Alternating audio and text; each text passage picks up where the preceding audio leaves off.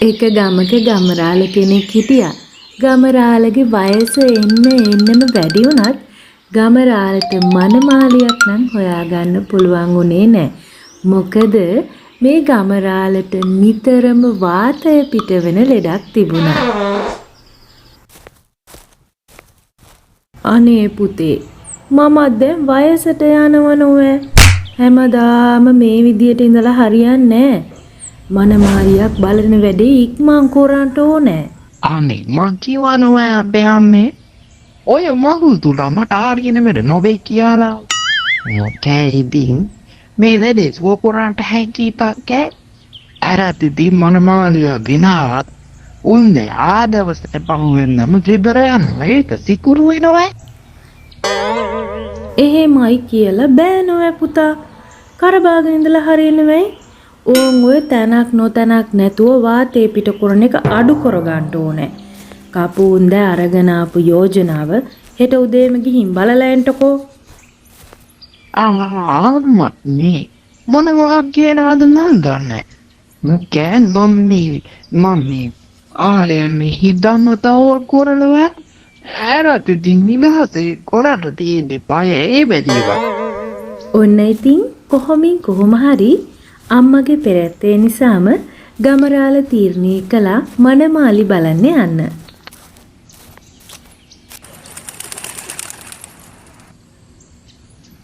හාමිනේ මම මේ කල්පනා කළේ කෙලි බලන්ට එනවා කියපු මනමාලයම කෑතවම නැති කියලා.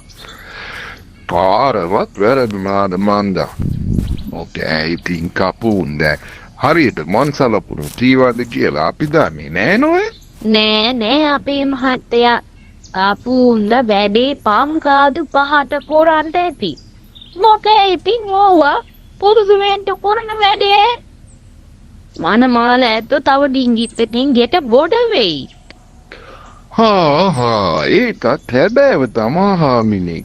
මම මේ නිකන් බොරුවටනේ කලබල වෙලා තියෙන්නේ. හාමිනේ කැබී බේබීලි කෑම බීම ඔය සේරම අඩුපාඩුවක් නැතුව ලපලෑස්ති කොලා නේද? අඩුපාඩු තිබුණොත් ඒක අපිට නොවැ හොඳ නැත්තේ. කෙලි එහෙම ලෑස්තිල්ලේ. නැතුව රාලේ. මං එක වතාවට දෙතුන් වතාවක් මේවා බැලුවා. ඒ සේරෝම අඩුපාඩුවක් නැතුව ලපලෑස්ති. කෙලිද්දෝ සාරියක් අඳිනවා. ඔය අතරේ අපේ ගමරාලත් ඔන්න ඉතින් මනමාලිගේ ගෙදරට ලං වුණා. ඔය කියනකොටම කවුද මේ පැත්තට එන්නේ?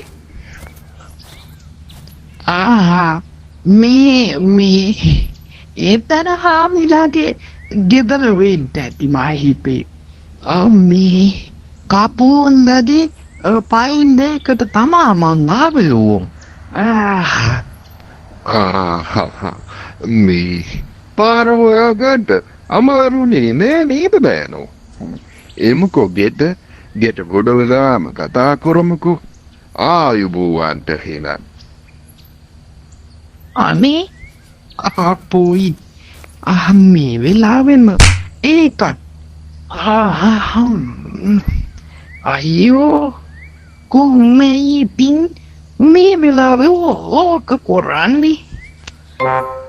නොකෑ බෑනෝ බය වෙලා වගේ බලාගෙන ඉන්නේ. ගෙට පොඩ වෙමු. මේ නැන්දින්නේ අපේ අම්මා කියාපු චාරිත්‍රයක් කරන්ට මට අමතක වුණා නෑ. හිටින්ටකෝ. මෙහෙම කියපු ගමරාල පස්සෙන් පස්සට ගිහිල්ලා ඔන්න තමන්ගේ කාර්ය අපූරුවට කරගත්තා. මද ඉන්දියා යාන්තමින් ජාමේ ගලව ගත්තා. තව කී පාරක් කියලා ඉතින් මේ වැඩේ කරන්නද? මේ මට ඕන නැති මගුල් තුලාවක් නැතුවා.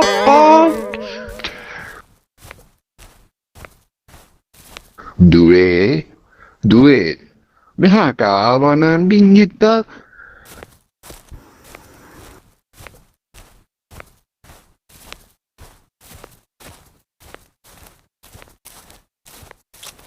ඔන්න ඉතින් මනමාලි දැක්කහම ගමරාලගේ සදහා ගන්න බැරි වුණා.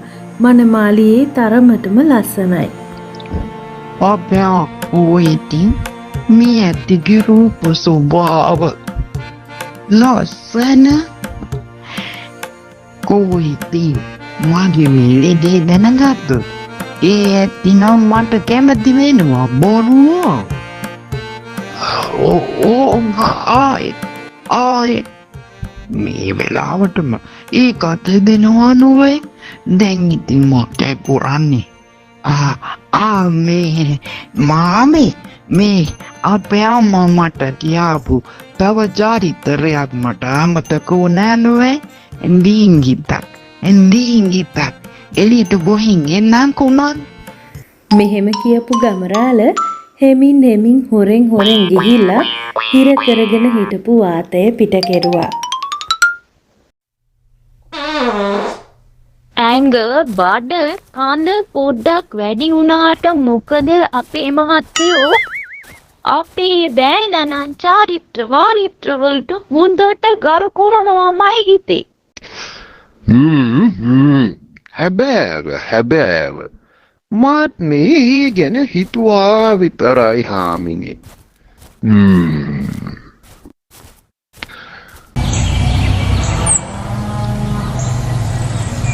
බෑනෝ මගේ ඔය හැංගි හොරා කතා නෑ නොවේ. මට බෑනගෙන් අහන්න තියෙන්නේ අපි බෑනට මනාපයි. මං හිතනවා බෑනත් අපේ කෙරීට මනාප ඇති කියලා. දැන් බෑනා දෑවැද්දට කොච්චරක් විතර දේවල් බලාපොරොත්තු වෙනවද අපෙන්?